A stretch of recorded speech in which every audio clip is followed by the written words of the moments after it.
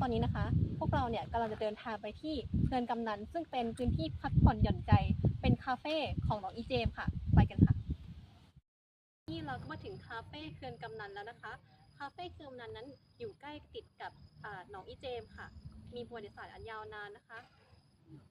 ตอนแรกเนี่ยถูกบริจาคให้คณะสงฆ์ค่ะแต่ปัจจุบันนี้ได้กลับกลายเป็นคาเฟ่ที่เด็กอุบลราชธานีนั้นนิยมมากันมากเลยค่ะภายในบริเวณรั้วของคาเฟ่เขื่อนกำนันนะคะหรือเขื่อนกำนันคาเฟ่ค่ะจุดนี้เป็นจุด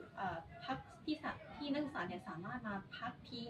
ซื้อขนมซื้อน้ำสักแก้วหนึ่งเพื่อมานั่งอยู่ตรงนี้นะคะนี่คือจุดข้างนอกค่ะแล้วก็มีจุดข้างในอีกค่ะซึ่งในบริเวณข้างในเนี่ยมีบอร์ดเกมให้เล่นแล้วก็มีแอร์เย็นๆค่ะ